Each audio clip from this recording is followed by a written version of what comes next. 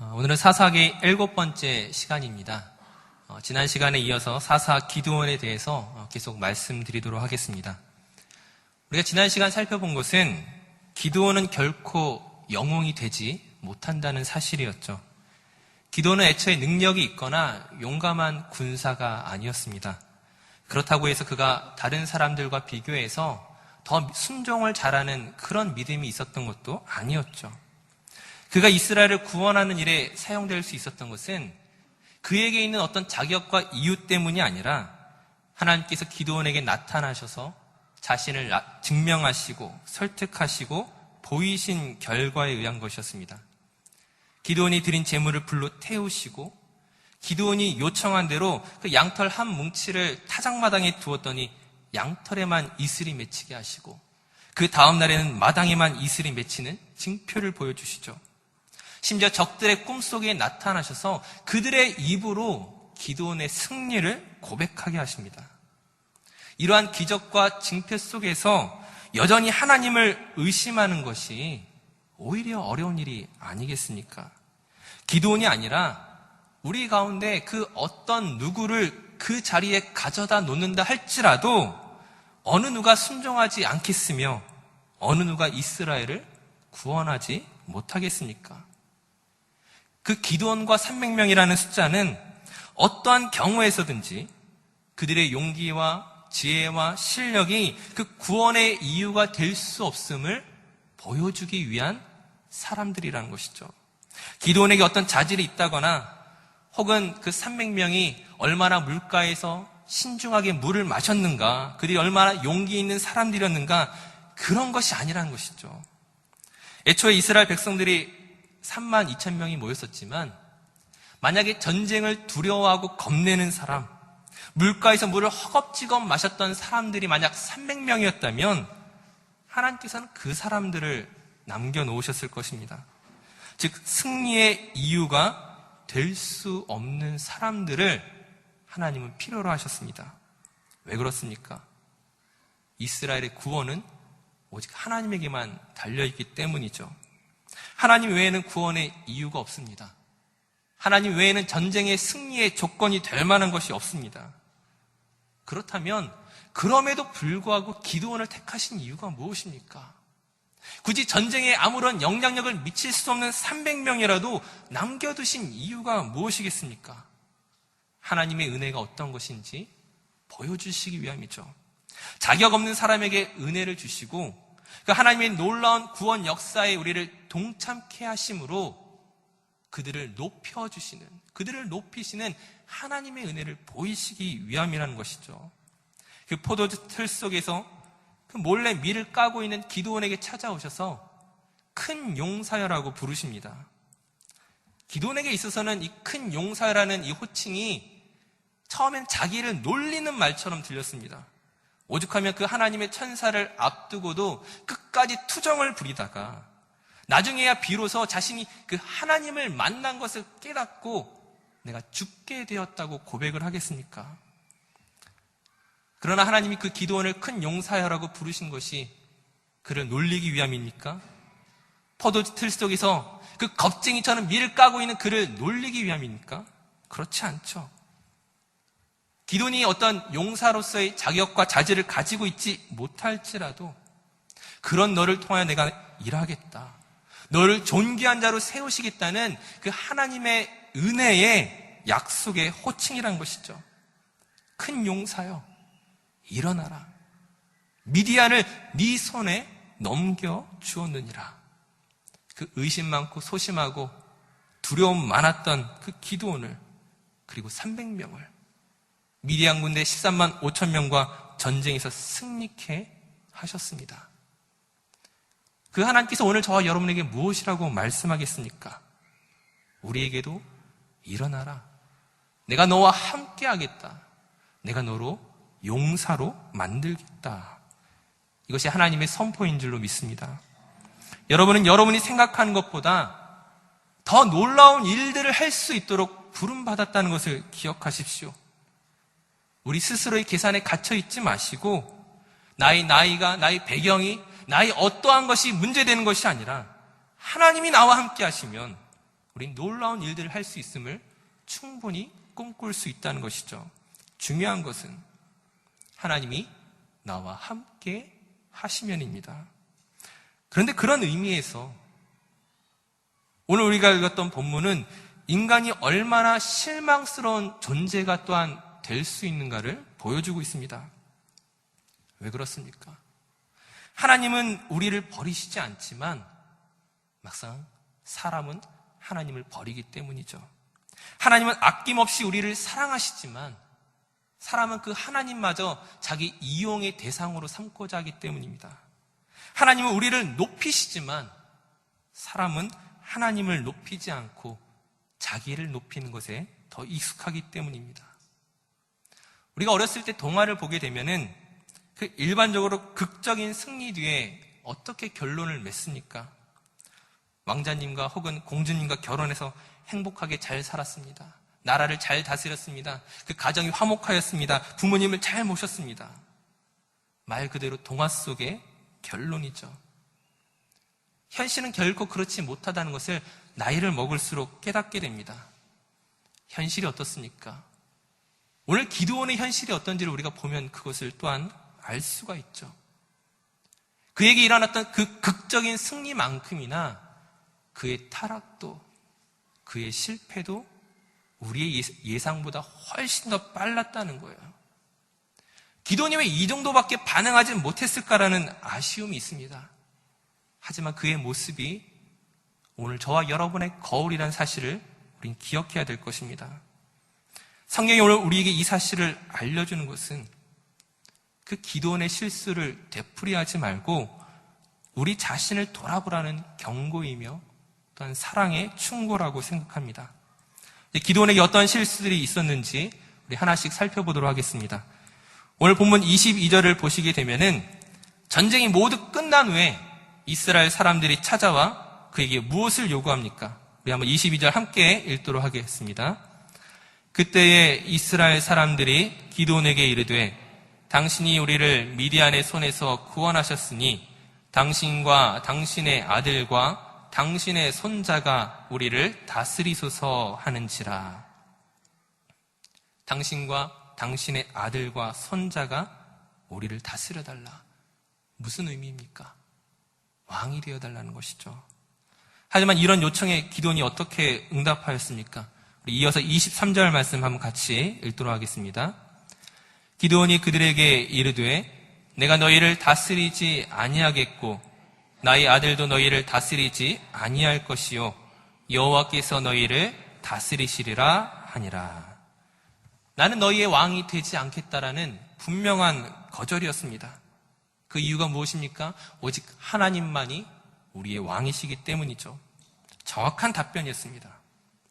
그러나 문제는 그의 답변과 그의 행실이 과연 일치했느냐는 것이죠. 사사기 8장 29절에서 31절까지 말씀을 우리 한번 같이 읽도록 하겠습니다. 우리 자막에 있는 말씀 우리 함께 같이 읽겠습니다. 요아스의 아들 여룻바알이 돌아가서 자기 집에 거주하였는데 기드온이 아내가 많으므로 그의 몸에서 낳은 아들이 70명이었고 세겜에 있는 그의 첩도 아들을 낳았으므로 그 이름을 아비멜렉이라 하였더라. 아멘. 기드온은 자신이 왕이 되지 않겠다라고 말했지만 사실 그는 왕과 다를 바 없는 생활을 하고 있었습니다. 그의 아내가 얼마나 많았는지 아들만 따져서 70명이었습니다. 3000년 전의 그 거대 사회에서 이토록 많은 아내와 자녀를 일반인이 가질 수 있겠습니까? 더구나 그가 마지막에 세겜에서 아들을 낳았는데 그 아들의 이름을 아비멜렉이라 하였습니다. 아비멜렉이란 이름의 뜻은 내 아버지는 왕이시다라는 뜻입니다. 즉 기드온은 왕이 되어달라는 이스라엘 백성들의 요청을 거절하였지만 그는 왕과 다를 바 없는 그 권력과 부를 누리고 있었고 어느덧 기드온 자신은 자신이 정말 왕이 된 것처럼 생각하고 있음을 보여주고 있는 것이죠. 오늘 우리가 읽었던 본문에서는 이런 결과가 될 수밖에 없는 이유를 보여주고 있습니다. 왕이 되어달라는 그 요청을 거절하였지만 기드온이 무엇을 요구합니까? 그 전쟁에서 얻은 그 탈취품, 그 전리품들 중에서 귀고리를 자신에게 달라고 요청합니다. 왕이라는 자리를 포기한 것에 비하면 단지 귀고리를 요구한 것은 굉장히 검소하게 보이죠. 그러나 사실 그 기드온의 요청이 정말 그의 검소함이었는지, 정말 그의 진정성을 한번 의심해 볼 필요가 있다는 것이죠. 24절 후반부를 보시게 되면은 기드온이 귀고리를 달라고 그 요청한 이유에 대해서 무엇이라고 말합니까? 그들이 이스마엘 사람들이므로 금귀고리가 있었습니다. 귀고리와 금귀고리, 단어는 하나 차이죠. 하지만 기드온이 백성들이 가지고 있는 이 귀고리가 금귀고리란 사실을 알면서도 막상 나에게 귀고리를 달라고 이야기할 때 금이라는 그 표현을 일부러 생략하였습니다. 자기 안에 있는 그 어떤 금전적인 그 욕망들에 대해서 감춘 것이죠. 즉, 왕이 되라는 제안을 거절하면서도 실제적으로는 그 왕의 권력을 추구했던 것처럼 기드온은 그 귀고리를 얻어서 그 금전적인 유익을 얻고 싶으면서도 동시에 그 욕망을 가급적 숨기는 위선적인 모습을 보여주고 있는 것입니다. 이 귀고리를 달라는 그 기드온의 부탁을 듣자 그에게 왕의 버금가는 권력을 주고자 했던 이스라엘 백성들이 기꺼이 그 부탁을 들어주죠. 근데 그 모였던 금의 양이 어마어마합니다. 보통 1세겔을 11.4g이라고 하는데 1700세겔은 19kg이 넘는 양입니다. 금의 무게입니다. 그 외에도 초승달 장식과 폐물과 미디안 왕궁의 그 의복과 낙타의 장신구 등 수없이 많은 재물들을 받았습니다. 즉 공식적으로는 왕의 직함을 가지고 있지는 않았지만 그가 가지게 된 그 부유함은 왕이 부러울 바가 아니었다라는 거예요. 또한 이런 점에서 그 미디안의 왕복이 언급되고 있음을 우린 또한 주의해 볼 필요가 있습니다. 즉 실제 기드온의 마음속에는 왕이 되고자 하는 욕망들이 있었다는 것이죠. 이제 그것을 더욱더 분명하게 드러내 보이는 사건이 그 기드온이 그 받았던 금으로 에봇을 만든 사건이었습니다. 이 에봇은 대제사장이 입는 그 조끼와 같은 의복인데 원래는 여러 색깔의 실을 함께 짜가지고 만드는 것입니다. 하지만 기드온은 그 화려한 금으로 에봇을 만들었던 것이죠. 즉 종교적인 의미로서의 그 에봇이 하나님을 나타내는 것이라면 황금으로 만들어진 에봇은 하나님을 보여주는 것이 아니라 그 황금 에봇을 가지고 있는 기드온에게 집중하게 만든다는 것이죠. 성경은 이 에봇으로 인하여, 금으로 만든 에봇으로 인하여 그 결과가 어떻다고 말하고 있습니까? 27절 말씀을 보시게 되면 기드온이 그 금으로 에봇 하나를 만들어 자기의 성읍 오브라에 두었더니 온 이스라엘이 그것을 음란하게 위함으로 그것이 기드온과 그의 집에 올무가 되니라. 금으로 에봇을 만들었을 때에 그것은 이전과는 전혀 다른 의미로서의 영적인 의미, 곧 우상 숭배가 되었다는 것이죠. 그 우상 숭배를 통하여 왕과 같은 권력을 누리는 사람이 누구였습니까? 바로 기드온이었습니다. 즉 기드온은 말로는 왕이 되기를 거절하였지만 하나님만이 우리의 왕이심을 고백하였지만 그의 숨겨진 말들, 곧 숨겨진 욕망은 금 귀고리를 얻어서 부자가 되는 것이고 나아가 금 에봇을 만들어서 종교적인 영역, 사회적인 영역에까지 뻗치면서 왕과 다를 바 없는 권력을 실제적으로 누리게 되었다는 것이죠. 이처럼 전쟁의 승리 이후에 타락한 기드온의 모습을 보면서 우리는 아마 경각심을 가지게 될 것입니다. 부자가 천국에 들어가는 것이 낙타가 바늘구멍으로 들어가는 것처럼 어렵다라는 예수님의 말씀처럼 큰 성공 이후에 변함없이 겸손함을 유지하는 것이 얼마나 중요한가, 또한 얼마나 어려운가를 우린 다시금 깨닫게 되죠. 하지만 우리가 주의할 것은 우리가 이런 성공을 아직 거두지 못했기 때문에 우리와 상관없는 일이겠습니까? 그 성공 이후에 우리 자신을 겸손하게 지키는 것이 당연하고 중요하고 어려운 일이지만 우리가 계속적으로 살펴보게 되는 것은 승리 이전에 이미 기드온에게 이런 모습들이 나타나고 있었다는 것이죠. 오늘의 본문에서 계속 역으로 추적하면서 우리 기드온의 문제를 살펴보도록 하겠습니다. 우리 사사기 8장 18절 19절 말씀을 한번 같이 읽도록 하겠습니다. 사사기 8장 18절 19절 말씀입니다.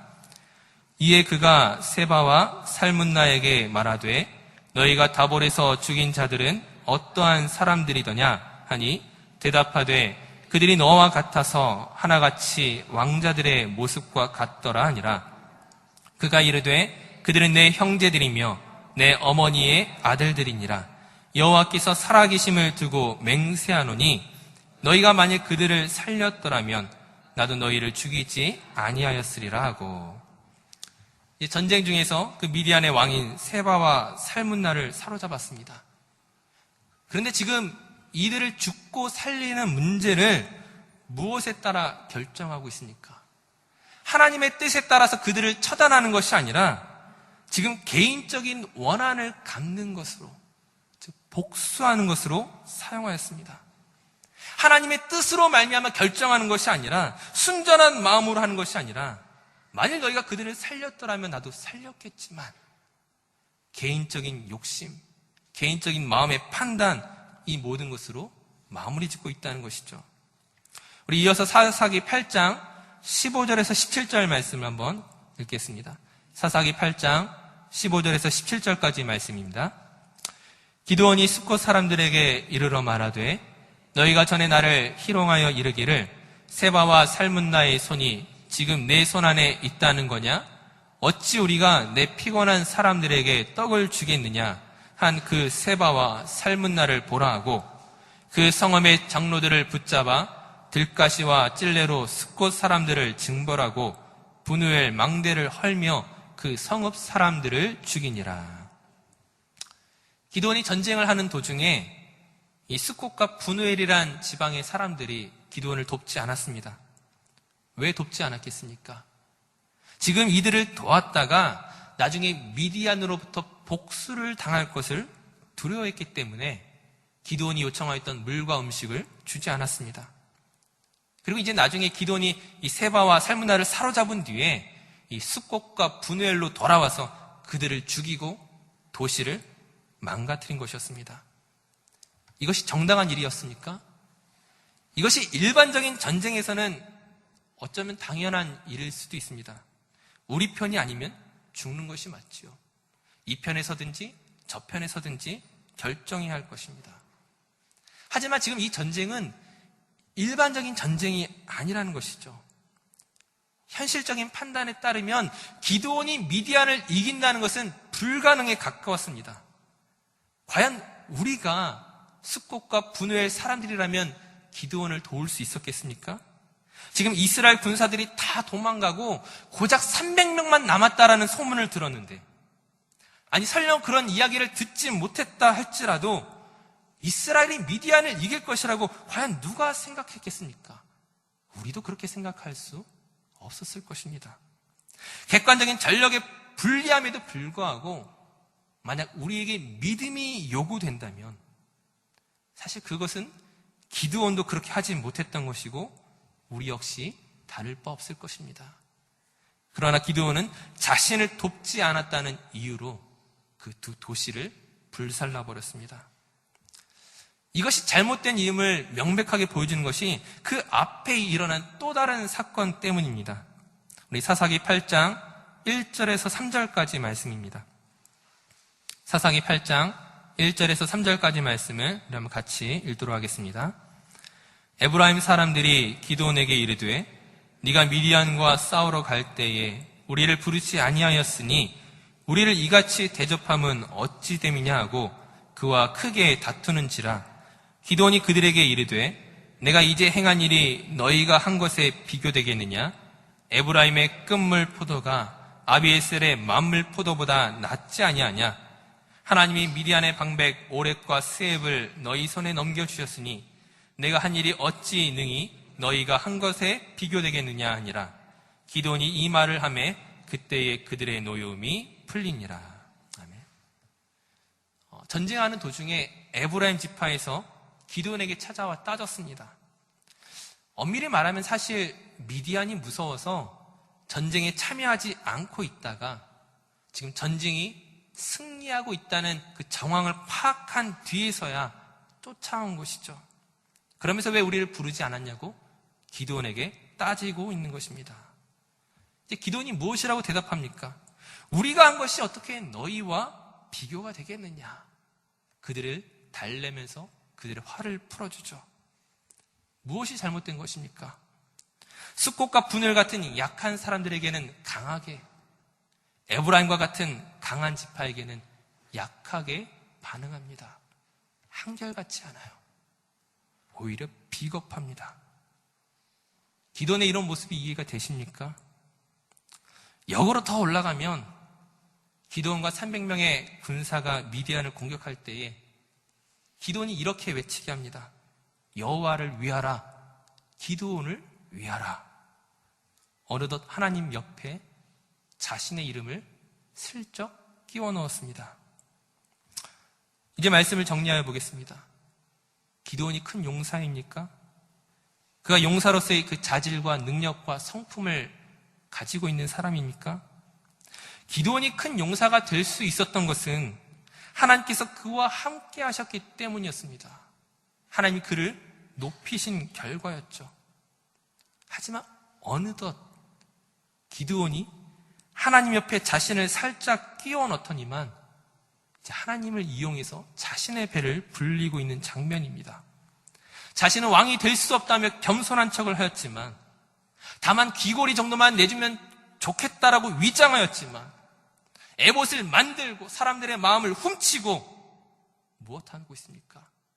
신앙의 이름으로 포장하였지만 자신의 욕망을 이루는 것으로 그의 삶을 끝마치고 말았습니다. 사랑하는 성도님들, 혹시 우리는 지금 어디쯤에 있습니까? 하나님이 나의 왕이십니다. 하나님이 우리의 주인이십니다. 나는 다른 거 필요 없고 이것만 있으면 괜찮습니다. 기드온과 마찬가지로 그런 우리의 고백 속에 사실 우리의 더러운 욕망을 숨기고 있지는 않습니까? 다른 사람들이 날 알아주기를 바라고, 부자가 되기를 원하고, 강한 사람에게는 약하고 약한 사람에게는 무자비한 그런 세상적 욕망을 숨기고 있지는 않습니까? 사사기를 시작하면서 사사시대를 이렇게 정의했었죠. 신앙의 이름으로 포장된 욕망의 시대라고 말씀드렸습니다.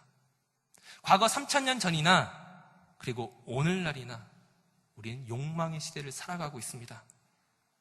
단지 그 욕망을 어떻게 감추고 있는지만 다를 뿐 우린 기드온을 탓할 수 없는 기드온과 똑같은 존재들일 것입니다. 이 시대에 우리가 어떻게 살아야 되겠습니까? 하나님을 믿는 우리가, 예수 그리스도를 나의 구주로 고백하는 우리가 과연 어떻게 살아야 하겠습니까? 갈라디아서 5장 24절에서 26절까지의 말씀으로 오늘 설교를 마무리하려고 합니다. 우리 자막의 말씀, 갈라디아서 5장 24절에서 26절까지 말씀을 한번 같이 읽겠습니다. 그리스도 예수의 사람들은 육체와 함께 그 정욕과 탐심을 십자가에 못 박았느니라. 만일 우리가 성령으로 살면 또한 성령으로 행할지니 헛된 영광을 구하여 서로 노엽게 하거나 서로 투기하지 말지니라. 아멘. 이 시간 우리 안에 있는 그 정욕과 욕심과 욕망을 다시 한번 십자가에 못 박으시기 바랍니다. 헛된 영광을 위하여 살아갔던, 그것을 추구하였던 여러분의 숨겨진 욕망을 주님 발 앞에 다시 한번 내려놓으시고 십자가의 길을 걸어가시기 바랍니다.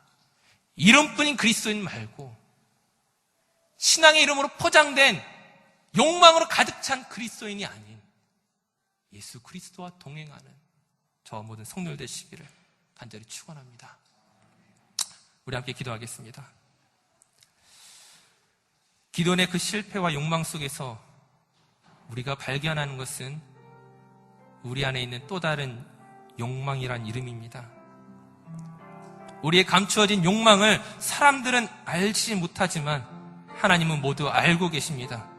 우리의 정욕과 탐심을 십자가 앞에 내려놓으십시오.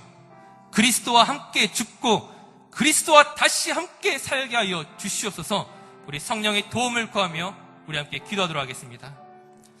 우리를 붙잡아 주시옵소서.